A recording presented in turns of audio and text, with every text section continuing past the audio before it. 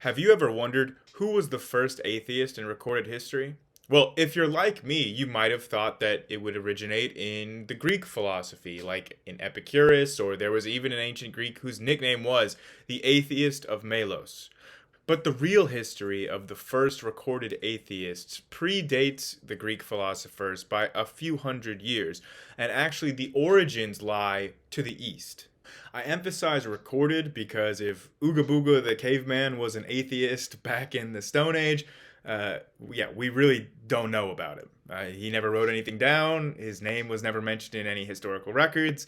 And we don't have any historical recording for any atheistic beliefs all the way up until the 6th century BC. So we have nothing from the Bronze Age. If there were atheists of the Bronze Age, they were either executed, banished, or just not written about. In order to answer this question, we have to talk more about the 6th century BC. That is the 500s BC, about 2,500 years ago. Now, this was the period when the Greek philosophers were first getting their start, the dawn of Greek philosophy. This is still the pre-Socratic era. So you had the pre-Socratic sages, and there is an argument to be made that some of them, like Thales, for instance, my personal favorite, was an atheist. At the very least, he discredited the myths of his time and could be considered a naturalist and is even called the father of science. But I have a lot to say about Thales, and it probably deserves a video in its own right, which, I'll probably end up making one day. But elsewhere in the world, around this same time period, was a period of great flourishing of human thought and cultures around the world. Not only did you have the dawn of Greek philosophy in the West, but in the Middle East, you had the downfall of the Assyrians in the century preceding, and you had the rise of the Persians. And with them, you had new religions, new ideas. You had the life of Zoroaster and the rise of Zoroastrianism in Persia. But you also had new religious and spiritual and philosophical beliefs cropping up all over the world, including further to the east. China, for example, is the home of religions or philosophies like Taoism and Confucianism, which many would be considered non-theistic. There are no gods, so in some senses these were atheists. However, Taoists were still predisposed to a lot of supernatural belief systems, and a lot of what is contributed to God by Christians and Abrahamic religions was contributed to the Tao, the way. And these philosophical movements in China were actually part of a much broader phenomenon called the 100 Schools of Thought. So you had, Confucianism, Taoism, legalism, Moism, yin yang. You had so many different new ideas that were cropping up in the 6th century. There's an entire period known for the diversity of ideas that people were coming up with then. And honestly, the 100 Schools of Thought is just another topic that I would have to make an entire video about because there's so much to go into there. I mean, I love Taoism, Lao Tzu, Zhuangzi, and Moism, Mozi. I mean, really, there's too much to go into, but there's a lot of awesome stuff happening in that point in time. The 6th century, y'all, was crazy for the amount of new philosophies, new religions, new ideas, new cultural strains that were coming up at this time. It truly was a high point of cultural development for humans. But as promised, this video is going to focus on the origins of the earliest recorded atheists. And to do that, we have to look to a different region in the East, namely ancient India. Now, India at this time was in the midst of what's known as the Vedic period. This is the period when the Vedas were being disseminated. Hinduism was in its earliest nascent growth forms. This is where you have the Ramayana and the Mahabharata, and all these Hindu epics are supposedly taking place. And especially in the 6th century BC, this was the last century of the Vedic period. And the end of the Vedic period was marked by a lot of economic prosperity, socio-cultural development, broadened trade and economic relationships. And we really want to focus on one area in India in particular. You see, the Vedic religion, which would eventually become Hinduism today, was mainly focused in the north and the west of India, and presided over by the Brahmin caste, the caste of priests. However, In the east of India, in what's known as the Greater Magadha cultural sphere, this was a cultural and political sphere that was distinct from the Vedic system. Rather than having the Brahmins as the chief caste, these had the Kshatriyas as the chief caste, and they had their own culture called Sramana cultures, and they had their own Sramana philosophies and religions, some of which are still practiced to this very day. Now, this Greater Magadha region is where figures like the Buddha, Siddhartha Gautama, would live his entire life and start his religious movement and create Buddhism. But that's at the very tail end of the Sramana movements in general, which saw the burgeoning, much like in China with the hundreds of schools of thought, of many schools of philosophy and many religions. Buddhism is not the only religion today that has its roots back in these Sramanic movements in ancient India. Jainism is another example of a religion practiced today that can date back to this time period. And it is actually within the Buddhist text that we get some of our most detailed information about all of these different philosophies that were existent at the time of the Buddha's life, at the end of the Sramana movement, the end of this Vedic period in the 6th century BC in the Greater Magadha region of India. The story as told in these ancient Buddhist texts tells of a king that is seeking advice. He has a certain philosophical question that he wants answered. And of course, he goes to the different spiritual leaders of that day. So it actually says, it lists 6 individuals representing 6 schools of philosophy and religion that were popular during this Sramanic movement period. And then it ends with the king asking Buddha the question and ultimately being convinced by Buddha's answer. Again, this is a Buddhist text, so we have to take it with a grain of salt, but it is listing out names of individuals, names of schools. It's spelling out a little bit of their philosophy, and it is the earliest recording that we have that supports the idea that there were really atheist schools of philosophy back then. So what were these 6 philosophical schools that are described in the Buddhist texts as having coexisted during the Buddha's lifetime? And most of them predated the Buddha's lifetime. So again, went before the 6th century BC. Now, the first of these ancient schools is Ajvika. Now, adherents of the Ajvika school are sort of proto-determinists, right? They believe that there's no such thing as free will, that all of the events in the universe are predetermined based on physical laws. So the followers of this Ajvika school are generally considered to be atheists. They relied on natural laws. They did not posit that gods or supernatural beings were in control of the universe. There was not a higher power. It was strictly determined by physical laws, which was pretty groundbreaking at the time. But they were not strictly naturalists. Ajvika adherents also believed in the existence of the soul and karma, even though karma was not the result of individual actions and decisions, but was predetermined. They still believed in karma. Samsara, the cycle of rebirth. There were lots of supernatural entities and phenomenon that the Ajvika did believe in. Now, there was another school of philosophical thought that posited that there was no karma. There was no objective moral law. No right, no wrong, no sin or vice. Interestingly, there was another school that posited a kind of early primitive atomism. This school believed that the universe was fundamentally composed of basic building blocks, just like the idea of atoms.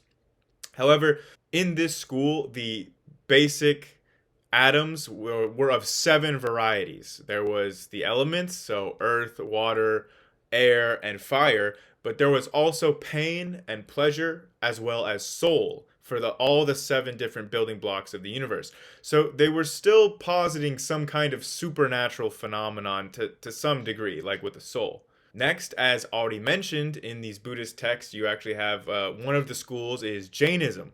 So Jainism is still a religious belief practiced by people to this very day. Now, it's considered non-theistic as well, although Jains do believe in some supernatural beings, such as enlightened ones or heavenly beings.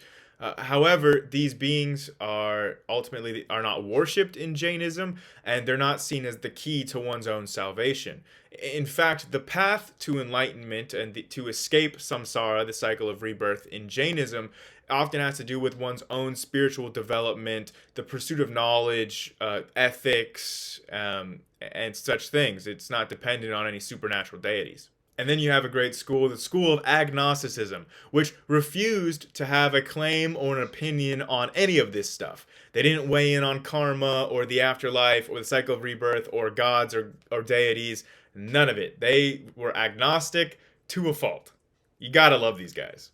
But the main school that I want to focus on in this video is the Charvaka school, right? If you have the agnostic school, you're going to have the atheist school as well. And the Charvakas were the most explicitly open atheists in recorded history up to that point. It's broadly considered that the Charvakas are one of the most ancient of these Sramanic schools and traditions, predating a lot of the ones that we've already talked about. They had no gods, no afterlife. They rejected karma. They rejected rebirth. They rejected any supernaturalism, any superstitions. They said that rituals and these other like Vedic texts were useless. They were extremely skeptical of them. They posited a strict materialism, a strict empiricism about how we come to knowledge.